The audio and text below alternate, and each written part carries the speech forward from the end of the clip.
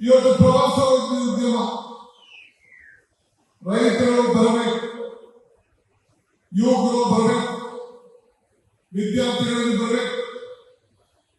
ಇಡೀ ರಾಜ್ಯದ ವಿದ್ಯಾರ್ಥಿಗಳಿಗೆ ಇಲ್ಲಿ ಬಂದು ನೋಡಿ ಈ ಐತಿಹಾಸಿಕವಾದಂತಹ ಜಾಗವನ್ನು ವೀಕ್ಷಣೆ ಮಾಡಿ ಹೋಗುವಂತ ಕಾರ್ಯಕ್ರಮವನ್ನು ರೂಪಿಸಲಿಕ್ಕೆ ನಾವು ನಮ್ಮ ಟೂರಿಸಂ ಇಲಾಖೆ ಮತ್ತು ಎಜುಕೇಶನ್, ನಮ್ಮ ಪ್ರೈಮರಿ ಎಜುಕೇಶನ್ ಅವರ ಹತ್ರ ಚರ್ಚೆ ಮಾಡಿ ಆ ಕಾರ್ಯಕ್ರಮದ ಸರ್ಕಾರದ ಕಾರ್ಯಕ್ರಮವನ್ನು ರೂಪಿಸ್ತೇವೆ. ಮೊನ್ನೆ ದಸರಾ ಹೋದ ವರ್ಷ 10 ಲಕ್ಷಕ್ಕೂ ಹೆಚ್ಚು ಜನ ವೀಕ್ಷಣೆ ಮಾಡಿದ್ರು. ಉಚಿತವಾಗಿ ಬಸ್ಸನ್ನ ಕಳಿಸೋದ್ರಿಂದ ಇವತ್ತು ಎಲ್ಲರೂ ಕೂಡ ಆಕರ್ಷಣೆಯಾಗಿ ಇವತ್ತು ಅವರು ವೀಕ್ಷಣೆ ಮಾಡಿದ್ರು. ನಮ್ಮ ರಾಜ್ಯದಲ್ಲಿ ಧಾರ್ಮಿಕ, ಶಿಕ್ಷಣ, ಆಧ್ಯಾತ್ಮಿಕ, ಶೈಕ್ಷಣಿಕ, ಪರಿಸರ, ಪ್ರವಾಸಿ, ದೇವಾಲಯಗಳು, ಜನಪದ, ಸಾಹಿತ್ಯ, ಚಿತ್ರಕಲೆ ಎಲ್ಲರಿಗೂ ಕೂಡ ನಮ್ಮ ಕರ್ನಾಟಕ ಮಾದರಿ. ರಾಜ್ಯದ ಪ್ರವಾಸಿ ನೀತಿಯನ್ನು ಕೂಡ ಬಹಳ ವಿಶೇಷವಾಗಿ ನಾವೆಲ್ಲ ಚಿಂತನೆ ಮಾಡಿ ಹೊಸ ರೂಪವನ್ನು ಕೊಡ್ತಾ ಇದ್ದೇವೆ.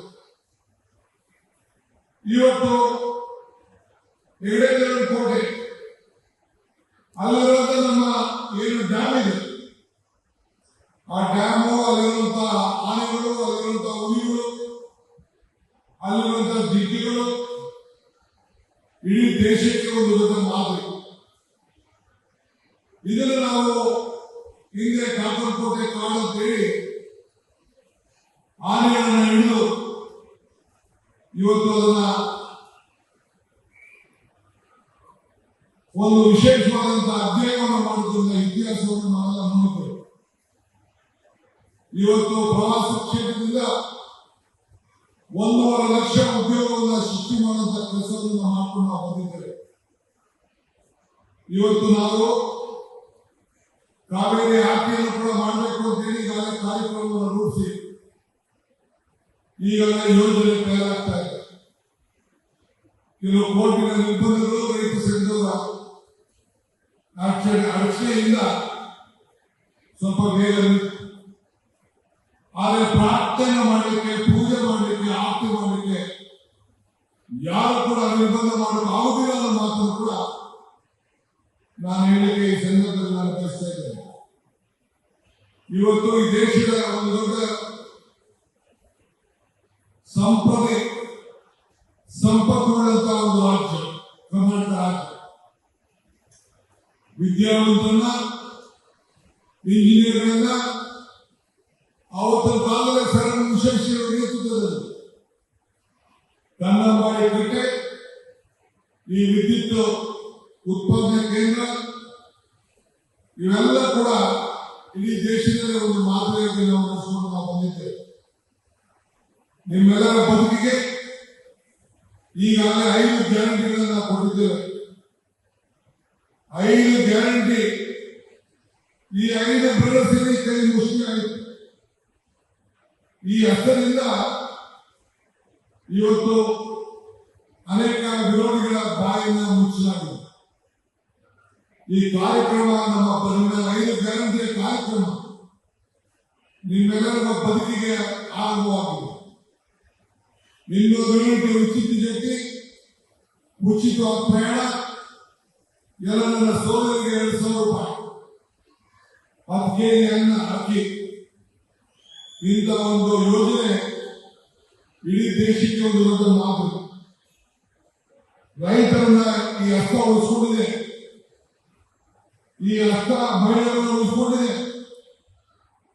ಈ ಬೆಲೆ ಇಳಿಕೆಯಿಂದ ಆಗ್ತಾ ಇರೋದು ತೊಂದರೆಯನ್ನು ಬದುಕಿಸಿದೆ. ಆದ್ರಿಂದ ಈ ನಮ್ಮ ಸರ್ಕಾರ ಮುಂದಕ್ಕೆ ಇಂಥ ಕಾರ್ಯಕ್ರಮವನ್ನು ಮುಂದುವರಿಸಿಕೊಂಡು ಹೋಗ್ತದೆ.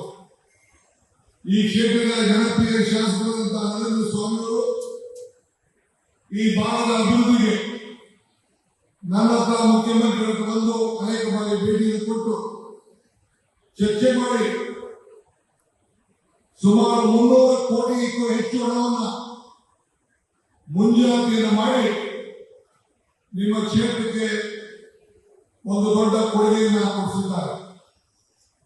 300 ಕೋಟಿ ರೂಪಾಯಿನ ಮೊನ್ನೆ ಕ್ಯಾಬಿನೆಟ್ ಅಲ್ಲಿ ನಾನು ಅಪ್ರೂವ್ ಮಾಡಿದ್ದೇವೆ. ಕ್ಯಾಬಿನೆಟ್ ಅಲ್ಲಿ ನರೇಂದ್ರ ಸ್ವಾಮಿ ಅವರ ಶ್ರಮದಿಂದ ಈ ರೈತರ ಕಾಲುವೆಯನ್ನ ಅನುಕೂಲ ಮಾಡುವಂತಹ ಕಾರ್ಯಕ್ರಮವನ್ನು ಇವತ್ತು ನಾವು ರೂಪಿಸಿದ್ದೇವೆ. ಆದ್ರಿಂದ ಮನುಷ್ಯರಿಗೆ ಬೇರೆ ಎಷ್ಟು, ಮರಕ್ಕೆ ಬೇರೆ ಎಷ್ಟು ಮುಖ್ಯನೋ ಮನುಷ್ಯನಿಗೆ ನಂಬಿಕೆ ಕೂಡ ಅಷ್ಟೇ ಮುಖ್ಯ. ಇವತ್ತು ತಾವೆಲ್ಲ ಕೂಡ ನಮ್ಮ ಮೇಲೆ, ನಮ್ಮ ಸರ್ಕಾರದ ಮೇಲೆ ಅಪಾರವಾದಂತಹ ನಂಬಿಕೆಯನ್ನು ಇಟ್ಕೊಂಡು ಇವತ್ತು ನೀವೆಲ್ಲ ಈ ಕಾರ್ಯಕ್ರಮಕ್ಕೆ ಬಂದು ನಿಮ್ಮ ಸೇವೆಗೆ ಅವಕಾಶವನ್ನು ಮಾಡಿಕೊಟ್ಟಿದ್ದೀರಿ. ಮನುಷ್ಯನಿಗೆ ಅಮೂಲ್ಯವಾದಂತಹ ವಸ್ತು ಒಂದು ಮನಸ್ಸು. ಇವತ್ತು ಸ್ವಾರ್ಥಕ್ಕಿಂತ ಹೆಚ್ಚು ಮೌಲ್ಯವಾದದ್ದು ತ್ಯಾಗ. ಈ ಎಲ್ಲದಕ್ಕೂ ಕೂಡ ಅಮೂಲ್ಯವಾದದ್ದು ನಂಬಿಕೆ. ಹಾಗೆ ನೀವು ಮಳವಳ್ಳಿ ಮತ್ತು ಮಂಡ್ಯ ಜನತೆ ನನ್ನ ಮೇಲೆ, ನನ್ನ ಪಕ್ಷದ ಮೇಲೆ, ನನ್ನ ಸರ್ಕಾರದ ಮೇಲೆ ನಂಬಿಕೆಯನ್ನು ಇಟ್ಕೊಂಡು ಮತ್ತೆ ಈ ಸರ್ಕಾರವನ್ನು 2020 ತನಕ್ಕೆ ಎಲ್ಲ ತರಹದ ಸರ್ಕಾರವನ್ನು ತಾವೆಲ್ಲ ಕೊಡಬೇಕು. ನಿಮ್ಮ ಸೇವೆಗೆ ನಾವು ಬದ್ಧವಾಗಿದ್ದೇವೆ ಅನ್ನೋ ಮಾತನ್ನ ಈ ಸಂದರ್ಭದಲ್ಲಿ ಹೇಳಿ.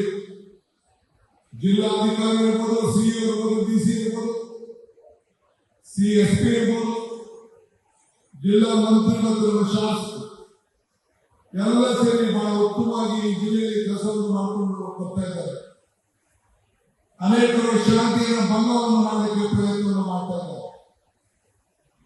ನಮ್ಮ ಮಧುಮಾಲಿಗರು ಕೂಡ ತಮ್ಮ ಜನತೆ ಮೇಲೆ ಅಪಾರವಾದ ವಿಶ್ವಾಸ ಇಟ್ಟು ನಂಬ್ತಾರೆ. ನಮ್ಮ ಪಕ್ಷದ ಒಂದು ದೊಡ್ಡ ಕಟ್ಟಡ, ಅವರ ಕುಟುಂಬ ಕಾಂಗ್ರೆಸ್ ಪಕ್ಷಕ್ಕೆ ಒಂದು ದೊಡ್ಡ ಶಕ್ತಿಯನ್ನು ತುಂಬಿಕೊಂಡು ಬಂದಿದೆ. ಇವತ್ತು ಅವರು ಕೂಡ ನಿಮ್ಮೆಲ್ಲರ ಪರವಾಗಿ ಸ್ವಾಗತಿಸಿ, ನೀವೆಲ್ಲರೂ ಕೂಡ ಈ ಸಂದರ್ಭದಲ್ಲಿ ಶುಭವನ್ನು ಹಾರೈಸಿ, ಪ್ರಾಣೇಶ್ವರು, ಗುರು ಕಿರಣ್ ಅವರು ನಿಮಗೆ ಬಹಳ ಸಂತೋಷವನ್ನ ನಡೆಸಲಿಕ್ಕೆ ಪ್ರಯತ್ನ ಮಾಡ್ತಾ ಇದ್ದಾರೆ. DVG ಅವರು ಕೂಡ ಮಾತಾಡ್ತಾರೆ, ನಗುವುದು ಸಹಧರ್ಮ, ನಗುಸುವುದು ಪರಧರ್ಮ, ನಗುವುದು ಅತಿಶಯದ ಮರ್ಮ, ನಗಿಸಿ ನಗುತ್ತ ಬಾಳುವ ಹೊರವು ಹೇಳಿಕೊಳ್ಳುವ ಮಂಕುತಿಮ್ಮ ಅಂತ ಹೇಳಿ ನೀವೆಲ್ಲ ನನ್ನಷ್ಟಿರಬೇಕು, ಸಂತೋಷವಾಗಿರ್ಬೇಕು ಅಂತ ಹೇಳಿ ಪ್ರಾರ್ಥಿಸಿ, ನಿಮ್ಮೆಲ್ಲರಿಗೂ ಶುಭವನ್ನು ಹಾರೈಸಿ ನನ್ನ ಮಾತನ್ನು ಮುಗಿಸ್ತೇನೆ. ಜೈ ಹಿಂದ್, ಜೈ ಕರ್ನಾಟಕ, ಜೈ ಕಾವೇರಿ.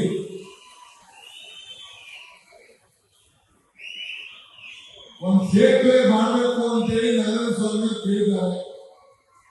ವಿದ್ಯುತ್ ಶಕ್ತಿ ಇಲಾಖೆನ ನಮ್ಮ CM ಇಬ್ಬರು ಕೂತ್ಕೊಂಡು ಮಾತಾಡಿ ಅದ್ರ ಬಗ್ಗೆ ವರದಿಯನ್ನ ತರಿಸ್ಕೊಂಡು ಮುಂದಿನ ದಿನದಲ್ಲಿ ಅದಕ್ಕೊಂದು ಹೊಸ ರೂಪವನ್ನು ಕೊಡ್ತೀನಿ ಅನ್ನೋ ಮಾತನ್ನು ಹೇಳಲಿಕ್ಕೆ ನಾನು ಬಯಸ್ತೇನೆ. ಎಲ್ಲರಿಗೂ ನಮಸ್ಕಾರ. ಲೇಟೆಸ್ಟ್ ಹಾಗೂ ಇಂಟ್ರೆಸ್ಟಿಂಗ್ ಸುದ್ದಿಗಳಿಗಾಗಿ ಬಾಸ್ ಟಿವಿ ಕನ್ನಡ ಚಾನೆಲ್ನ ಸಬ್ಸ್ಕ್ರೈಬ್ ಮಾಡಿ. ಹಾಗೆಯೇ ಬೆಲ್ ಐಕಾನ್ ಪ್ರೆಸ್ ಮಾಡಿ.